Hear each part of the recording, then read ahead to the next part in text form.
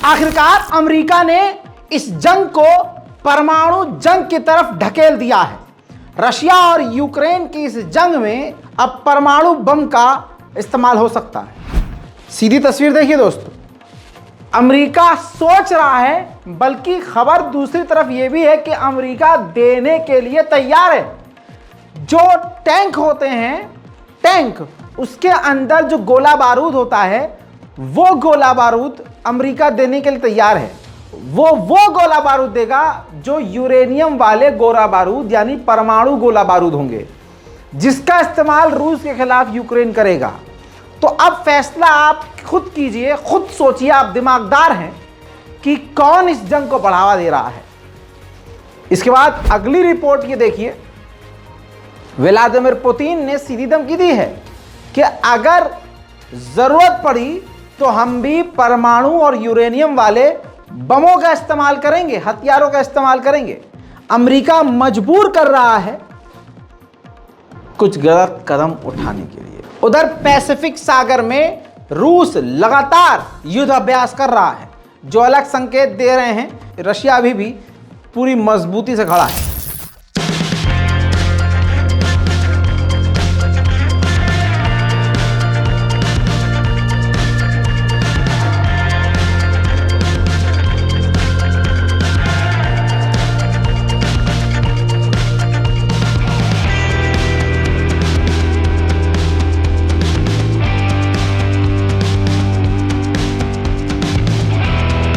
उधर दोस्तों, रूस कितना भी मजबूती से खड़ा हो, ज़ैपोरिज़िया के इलाके में, यूक्रेन के ज़ैपोरिज़िया के इलाके में रूस के टॉप कमांडर की मौत हो गई है।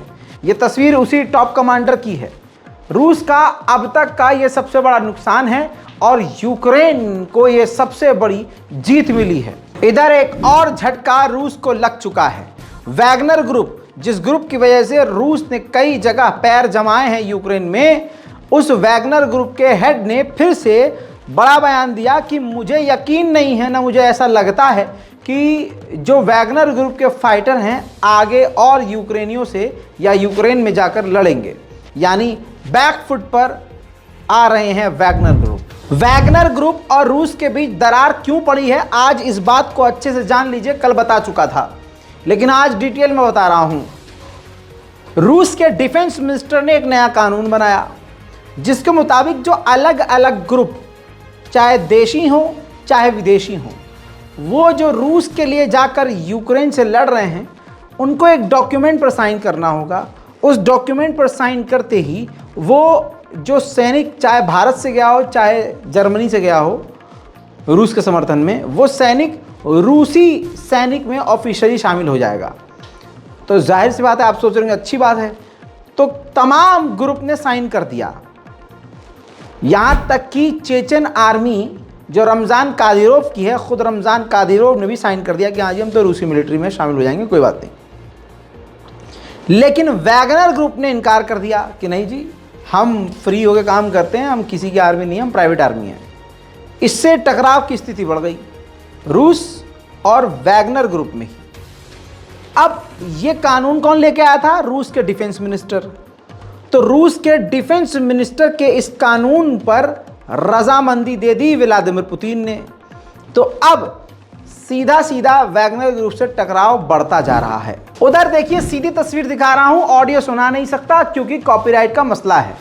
ये बेलारूस के राष्ट्रपति लुकाशेंको हैं। इन्होंने यूरोपियन मीडिया, यूरोपियन एंकर के सामने पूरी दुनिया को, जिसके पास कल तक परमाणु नहीं था, उसने परमाणु धमकी दे दी है।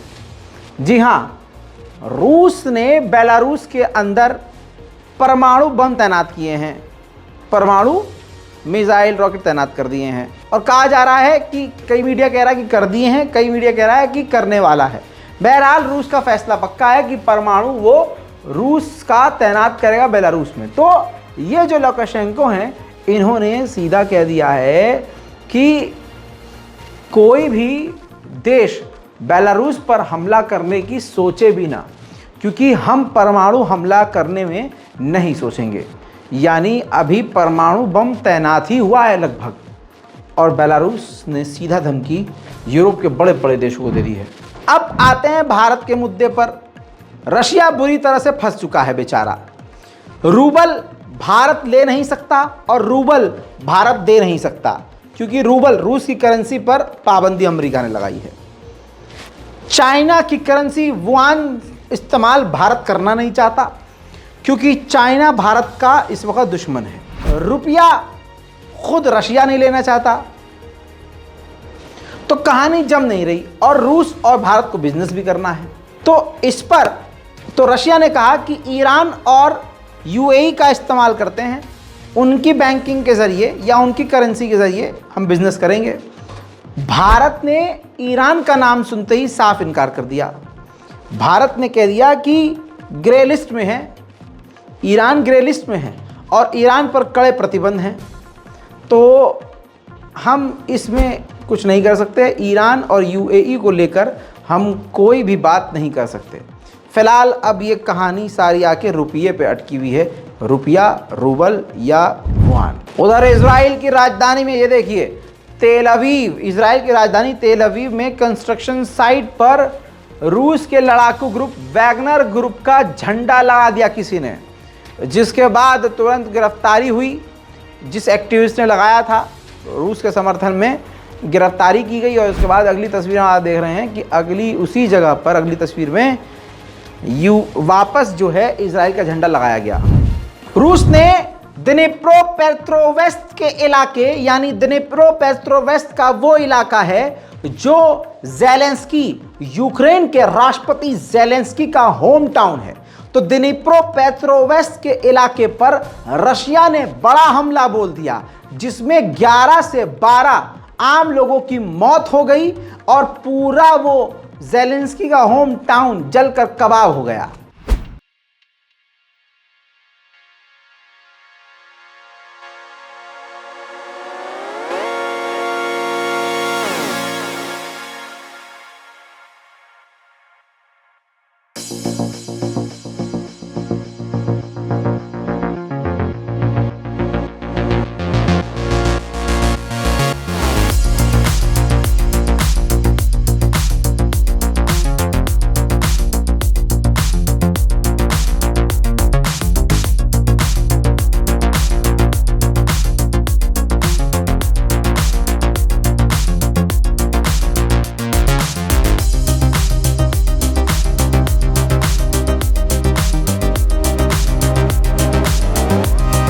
वॉल स्ट्रीट जर्नल, अमेरिका का सबसे बड़ा अखबार, उसने देखिए क्या लिखा।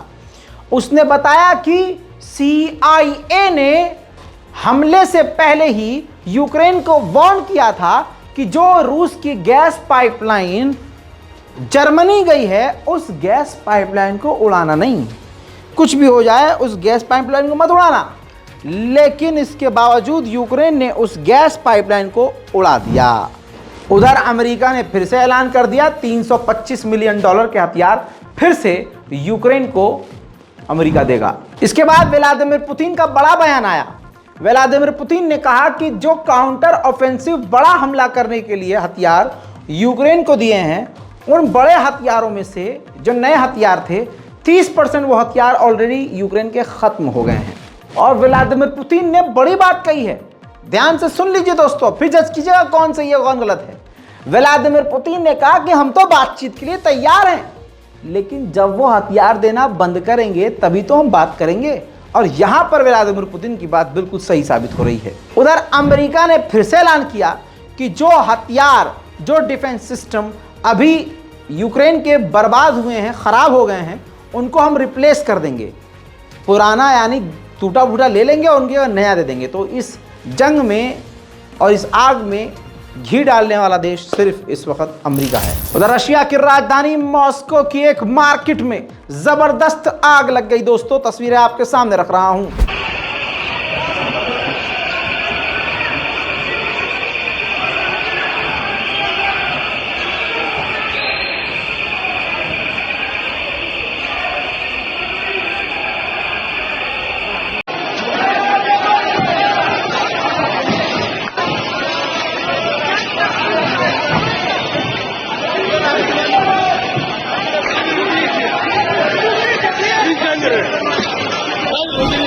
अमेरिका फुदक फुदक कर साथ तो दे रहा है, लेकिन इनका एक साथी, यूक्रेन का एक साथी पीछे हट गया है, जर्मनी ने लेपर्ड 2 टैंक छाती चौड़ी करके दी थी।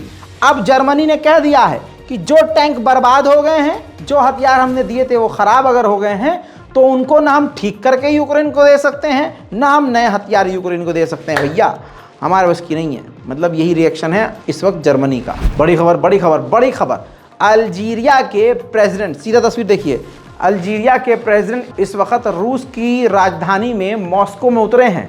अब अल्जीरिया और रूस के बीच क्या बात होनी है, ये कुछ ही वक्त बाद आपके सामने आ पाएगी बात। उधर दोस्तों, अब भिखारी यूक्रेन ऑस्ट्रेलिया के फाइटर जेट F-18 पर नजर गाड़ के बैठा है और ऑस्ट्रेलिया से उसके F-18 मांग रहा है, वो भी 1 नहीं, 2 नहीं, 3 नहीं, 4 नहीं, पूरे 41।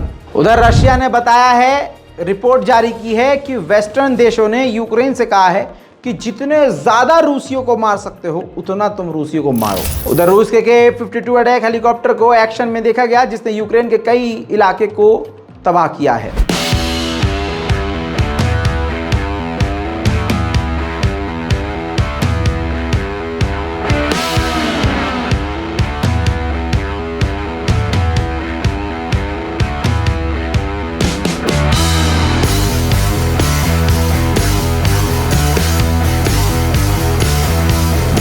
वहीं नाटो ने फिर से बयान जारी किया और नाटो ने कहा है कि काउंटर ऑफेंसिव हमले में यूक्रेन ने बड़ी कामयाबी हासिल की है और यूक्रेन ने रूस पर बड़े हमले किए हैं। रशिया 2 तरफ से घिर चुका है। रूस के अंदर जंगल की आग लगातार बढ़ती जा रही है। मैं आपको पिछली बार भी बता चुका हूं, लेकिन इस बार मैं आपको दिखाऊंगा। रूस के अंदर जंगल की आग बढ़ती जा रही है।